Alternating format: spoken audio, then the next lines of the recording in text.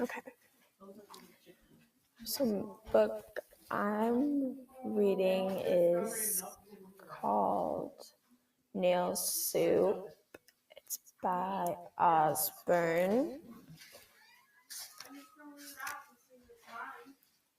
One winter evening, just as the sun was going down, a tramp knocked at the door of a cottage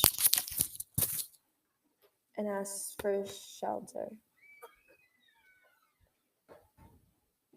Oh, all right, grumbled the old woman who lived in the cottage.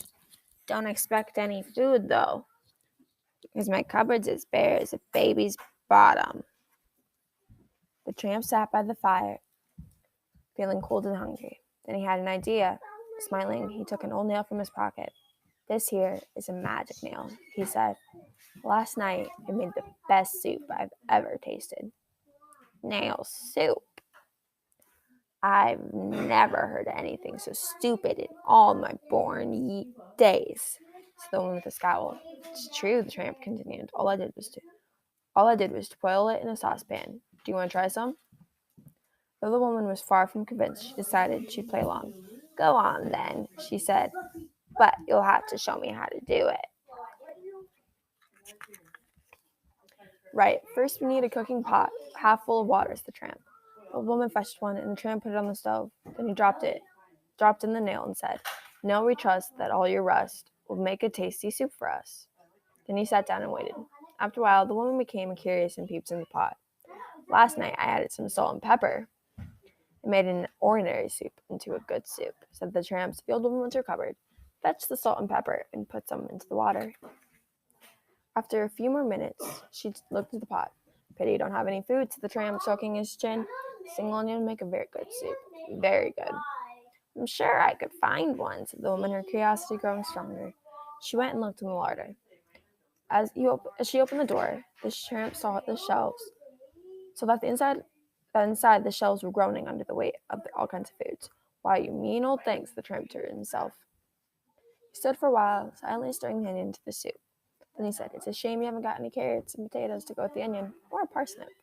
They make a good soup, a very good soup, and a very extremely good soup. The woman was now feeling pretty peckish. She prepared to get into the larder. She emerged with an armful of fresh vegetables. She peeled and chopped. The tramp put them in the boiling pot. This is coming along nicely, said the tramp. But I'll tell you what. What? Said the woman, her tummy rumbling like a distant thunder.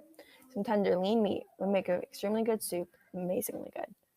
The woman fairly ran to the larder, came back with a huge piece of steak. She cut up and gave the tramp to pop into the pot. By now the soup was beginning to smell delicious.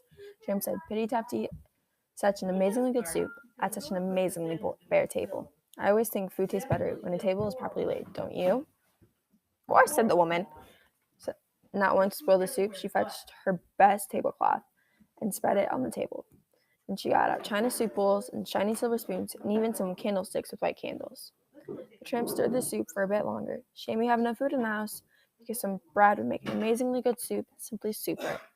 Again the woman ran to the larder, but this time fetching a fresh loaf of bread that she baked that morning. Finally Tramp sighed and shook his head. What's the matter? Said the woman, her mouth watering at the smell of the soup. I was just thinking that it's such a pity that we can't have any wine with the soup. You see, wine would make a...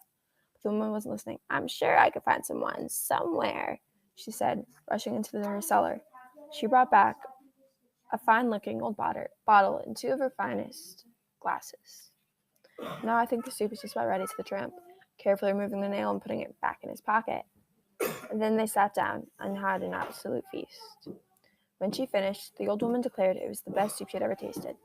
Then she offered the tramp cheese, apple pie, and chocolates to thank him, all of which they washed down with another bottle of wine.